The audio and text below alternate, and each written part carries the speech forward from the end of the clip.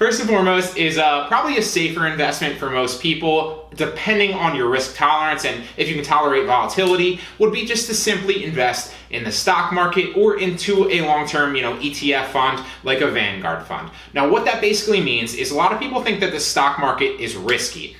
Just like a lot of people think that, real estate is risky. And while I'm not an expert and I'm fairly new into both of those topics, one thing that I do know is if you can tolerate, putting your money into them for a long time, and you don't need immediate access to that money in the near future, they're two of the most proven things that go up in value over time, given that you want, one, most importantly, don't need that money or access to that money in the foreseeable future. So if a lot of times if you purchase real estate and you don't need to, sell that real estate for the next, 2 decades, well, chances are it's going to go up in value and going to appreciate. Same thing with the stock market. There's a thing called the law of 12%, which basically states, and I'm going to read it here for you in a second, basically states that, historically, over time, if you don't need access to your stock market funds, then it's going to multiply your money by around 12%. The current average annual return from 1923, which is basically the year of the S&P and the top 500 companies'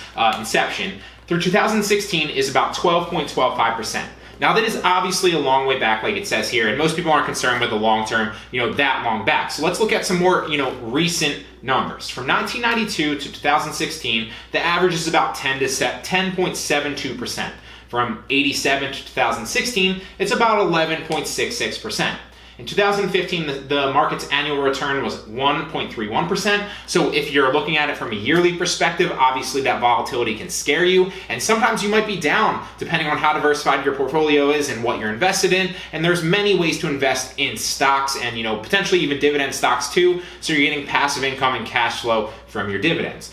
But historically, overall, if you can put your money into something like real estate, or specifically that we're talking about here because I'm more comfortable with the stock portfolio that's diversified, if you can put your money into that long term, you're going to see about 12% yield returns on your investment. Obviously, that's going to compound as you get more and more money over time. So your biggest proponent of this and your biggest basically asset is time appreciated. So the earlier you start, the better for you. So that's one of the things that I recommend that you start, really realistically right away, whether you're putting $50 in, or $1,000 in every month or every year, whatever you can afford to do. It's really going to help you long term, and it's really going to multiply your money. We're going to jump over to my computer for number 2, and that is creating an email marketing auto-response sequence.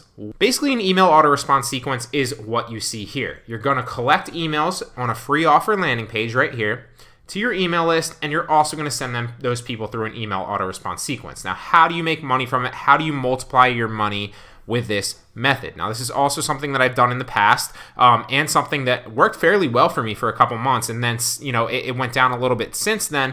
But initially, I was making close to 10 G's. That wasn't profit, obviously. A month doing this for a good 2 to 3 months. And what I would basically do, and this is actually, believe it or not, something I learned from Alex Becker, you would send ads to a free offer landing page. So if I can pull up an example of one of my ads, maybe I'll pop that on the screen really briefly, and then I can also pull up an example of maybe one of my landing pages. One of the things that I would do is I would send ads to a free dropshipping course to people that I knew were targeted around dropshipping or wanting to learn dropshipping, and I would send them an ad on YouTube sometimes on Facebook, sometimes on Instagram, and sometimes on Google Display Networks. It varied, but the majority of which it was Facebook and Instagram.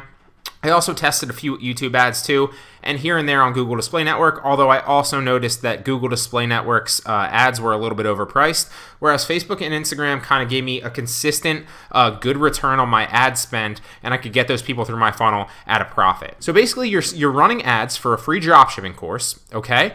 Trying to get people to a landing page, and then you're going to retarget those. You can do a bunch of things from that landing page. Once those people come to the landing page from your ads, they're going to hit your landing page for that free offer. They're going to claim that free offer. Now, you can obviously collect them on a pixel here and do plenty of other things, but strictly speaking for the email auto-response sequence, what you're going to do is once they submit their email to receive that dropshipping course or whatever free offer you go ahead to and create, You're going to collect them in your email marketing list, which you can obviously use to retarget them, future affiliate offers that are related to dropshipping, future CPA offers, future courses you want to create, future pieces of content that you want to send them to if you have a YouTube channel, further sales, whatever. You can remarket back to that list right here when you collect them. That's a great tool, and it's very, very valuable.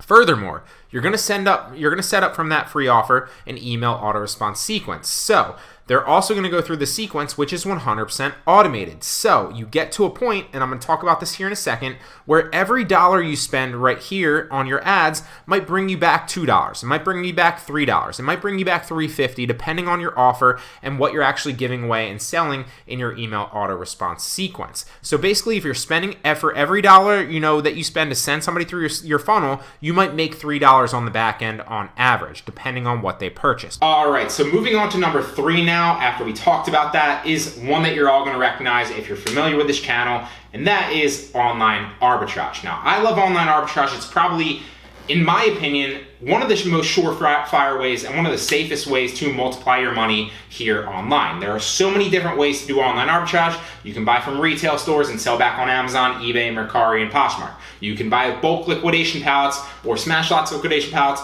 or liquidation pallets from anywhere that you want, and flip that back on sites like I'm talking about and just listed to you for a ridiculous return on your investment in a short period of time. Furthermore, you can do coupon arbitrage, which is a huge thing that I do. I basically buy items on Amazon for anywhere from $1 to $3, sometimes $5.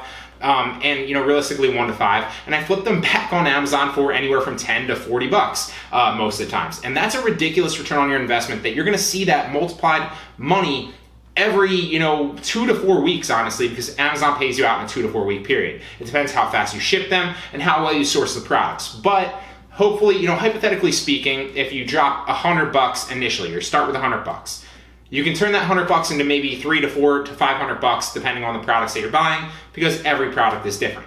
Then you can take that $300, $400, $500, turn that into $1,000 or maybe $1,200 or $1,500. It's going to depend on the products that you're buying and the products that you're sourcing, but that is one of the most surefire ways that I know that you can basically take your money and multiply it with online arbitrage. So we're going to hop back onto the laptop really fast for number 4. And number 4 is going to be buying content. So what do I mean by buying content? Well, when you're buying content, this goes hand in hand with creating content, which obviously costs, time and not money. So you can obviously spend the time yourself if you want to go ahead and create the content, which you can then slap on YouTube. You can slap on sites like Udemy, Skillshare, Stack Commerce, Pluralsight, all those things. And they're great ways to earn passive income over the long haul because your content's going to sit there and continually earn you sales for courses or, ad revenue for YouTube videos and so on and so forth.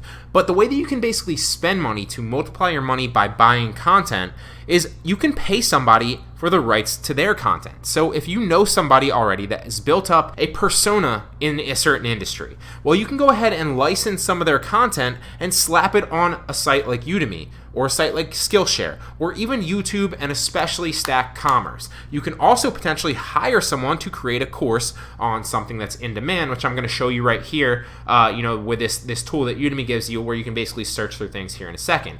But hypothetically, let's say that, I know that Stack Commerce specifically is a great way where, entrepreneurs make money if they slap courses that are basically technically based. And when I'm talking about technically based, I'm talking about writing JavaScript or coding or anything like that. Well, I don't know anything about that, but what I can do is I can pay somebody for the rights to their course and slap it up on Stack Commerce as my own. Now that I own those rights, let's say I spent $1,000 to get the rights to that, potential content.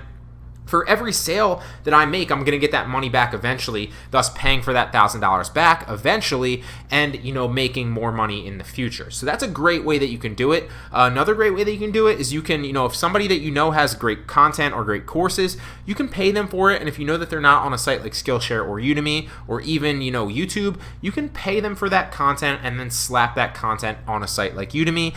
I know I make, honestly, it's anywhere between, realistically like $3,000 to $8,000 on Udemy a month now. It fluctuates. It's January 23rd right now, so it's a little bit high right now because there's a lot of New Year's resolutioners out there, so I'm making a lot more in January, as you always tend to do on Udemy. But I know how to rank courses well on Udemy. I know how to sell on Udemy. I know how to do the promotions. I know how to do all that stuff, as well as Skillshare and Stack Commerce and YouTube. So what I could do is I could pay somebody, even $5,000 for a course, hopefully getting that money back, over time. So if I'm investing $5,000 to pay somebody for the license fee of their content, then I slap that content on Udemy in a course that's structured, and then I can make that money back hopefully within a year or two, and every amount that I make after that is free money and passive income. So that's a great way that I can, multiply my money by spending it initially paying somebody for the rights to their content. So you can also hire somebody to, create a course on a site like Udemy as well. And you can use their tool, which is basically you can search through, they give you this tool right here where you can search through courses that are in high demand. So, hypothetically, there's a bunch of different ranking factors. And if we search for something like Adobe, which is one that I'm creating now, so like Adobe Premiere, which should pop up. Courses on Adobe Premiere, it says bring your A game. So there's high student demand for them, but there's also a high number of courses. The median monthly revenue for each course is, $34, with the top earning course on Udemy in this field making almost $8,000 per month. So I would, depending on how well I can put the course together, I might, think about investing in that. But this tool is really going to give you you can type a lot of different keywords in here and topics, maybe like YouTube marketing. And this is also a bring your A game. So there's a high student demand and there's also a high number of courses, with the median monthly revenue per course per month earning $14 and the top monthly revenue per course earning about $3,000. So it's a little bit less for the top course, and it's the same demand and number of courses roughly. Now, the more you use this, you'll start to notice that different topics have different demand and different number of courses in there. Ideally, you want as few number of courses with as high student demand as possible. You'll see things like this is a great opportunity, which this obviously is bring your A game, which bring your A game means that there's a lot of competition, but if you know a lot about the topic, you can obviously sell the course and get good rankings. The next thing would be differentiate your course to succeed, and that's another thing that you'll see. Then you'll also see, have a marketing strategy to succeed with this. Eventually getting all the way up to fire sign, not the 100 sign, which is basically, this is a great opportunity. Make a course on this immediately because you're going to sell a shitload of courses. So that's how you can use a site like this, like Udemy, and basically, create your own content. But if you want to multiply your money, you can pay somebody, if for whatever reason you notice that YouTube marketing is actually a phenomenal, opportunity, and it's telling you that you can potentially make $10,000 a month with YouTube marketing, but you don't know anything about YouTube marketing, well, then you can go out and earn and hire somebody that knows about YouTube marketing to create content in a course format that you can then purchase. And once you purchase the rights to that, you can slap that course up on Udemy and make passive income over time. And that's a great way that you can multiply your money by buying content. Moving on to number 5 now, and this is one that I very rarely talk about on this channel, but a lot of people aren't going to like it too, and that is simply just understanding the type of investments that you're talking about. So what are your goals, what are your needs, and where are you at along the entrepreneurship journey, or wherever you are, wherever your journey is. So a lot of people always ask me, especially since I've been into stocks lately, is how should they invest their money? What should they put it in? Should they put it in the stocks? Should they do online arbitrage? Should they do this, or should they do that? And my answer to them always is, a question, because I need to find out more about your situation. So if you don't know anything about an investment, whether that's stocks, whether that's, online arbitrage, whether that's, the email auto response sequence, whatever it is, any of them, then the answer is simple. Don't invest in it until you know more. You need to figure out, what is best for you, and don't be so gung-ho to invest your money when you're not 100% sure if that investment is a good one yet. Always do your research, always make sure that you can master that and you understand it full-heartedly and you understand where your money's going before you invest in anything else. So my first tip would be, to number 5 obviously, would figure out more about the investment first. And if you don't know full-heartedly that it's good for you, then maybe the best option is just put it in savings where you're getting like a 2 to 3% savings, maybe like an Allied Bank or something like that. So look into savings accounts that are going to pay you the highest savings percentage, and then while your money is safe, you can figure out what is actually the right investment for you.